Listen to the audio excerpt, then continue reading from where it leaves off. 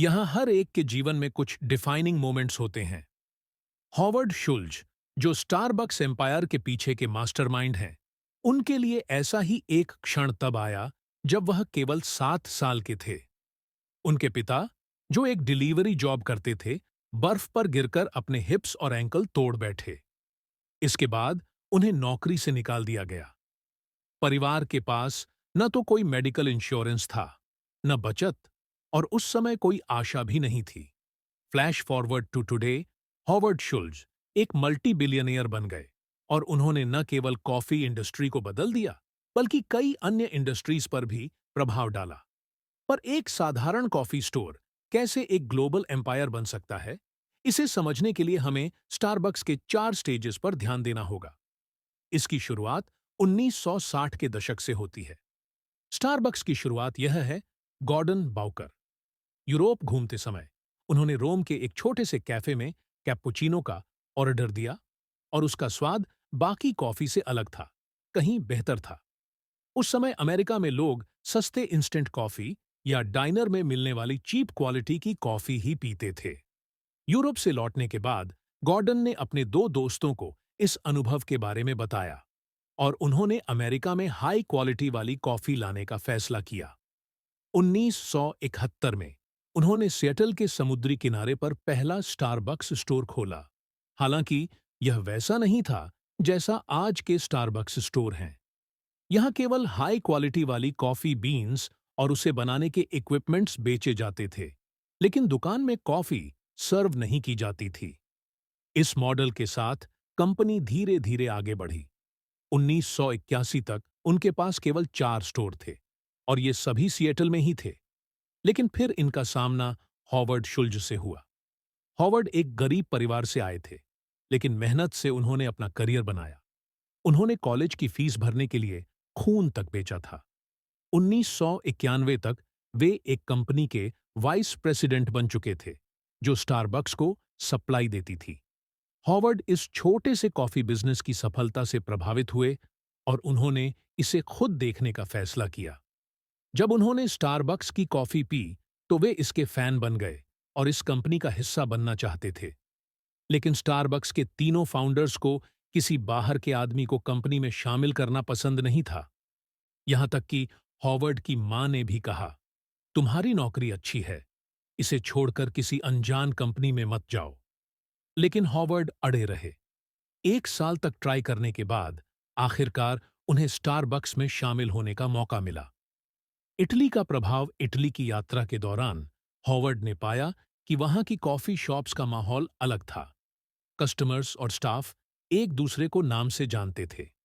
लोग वहां सिर्फ कॉफी पीने नहीं, बल्कि बातचीत करने, रिलैक्स करने और काम करने भी आते थे। उन्होंने पहली बार कैफे लाटे टेस्ट की और सोचा, अमेरिका में कोई भी इस ड्रिंक के बारे में नहीं जानता, मुझे इसे लाना ही होगा।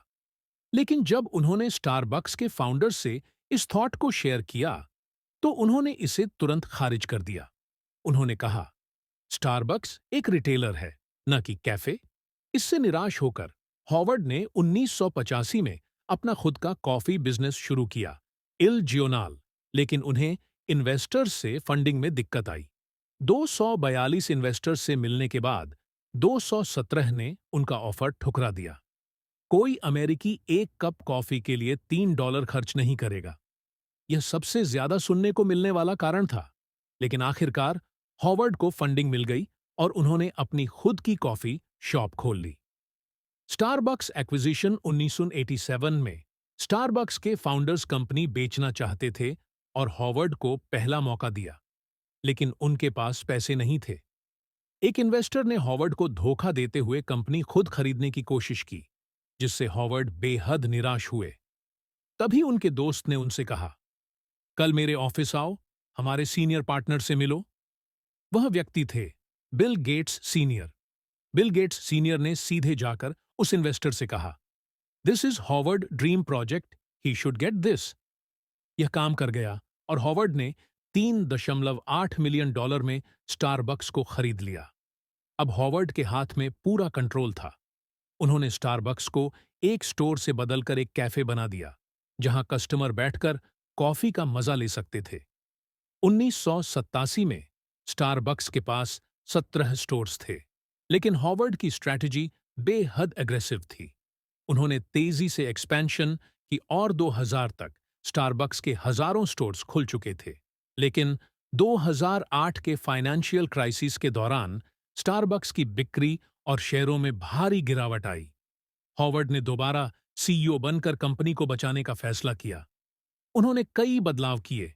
ऑटोमेटिक एस्प्रेसो मशीनें हटाईं ताकि कॉफी बनाने की पारंपरिक कला बनी रहे। कैफे की खुशबू और अनुभव वापस लाने के लिए बीन्स को स्टोर में पीसना शुरू किया। $7 मिलियन खर्च कर पूरे अमेरिका में 1 लाख कर्मचारियों को फिर से ट्रेन किया। इससे स्टारबक्स दोबारा रिवाइव हुआ और इस बार स्टारबक्स सिर्फ कॉफी बिजनेस में नहीं, बल्कि यह रियल एस्टेट और फाइनेंस सेक्टर में भी है। स्टारबक्स जहां खुलता है, वहां प्रॉपर्टी की कीमतें बढ़ जाती हैं। इसे फ्रैपुचिनो इफेक्ट कहा जाता है। स्टारबक्स के डिजिटल वॉलेट में 1 अरब 500 करोड़ से अधिक जमा है, जो कई बैंकों से ज्यादा है। यह स्टारबक्स को इंटरेस्ट फ्री पैसा देता है, जिससे वे बिना किसी कर्ज के अपने बिजनेस को बढ़ा सकते हैं। कंक्लूजन: स्टारबक्स की सफलता का असली रहस्य सिर्फ कॉफी नहीं, बल्कि एक अनुभव बेचना है। हॉवर्ड शुल्ज ने इसे सिर्फ एक दुकान नहीं, बल्कि एक तीसरा स्थान, घर और ऑफिस के बाद बनाया, जहां लोग बैठकर समय बिता सकते हैं। और यही कारण है कि स्टारबक्स सिर्फ एक कॉफी ब्रांड नहीं, बल्कि एक ग्लोबल एम्पायर बन चुका है। इस वीडियो को अंत तक देखने और इस चैनल को सपोर्ट करने के लिए धन्यवाद। कृपया लाइक करें और सब्सक्राइब करें।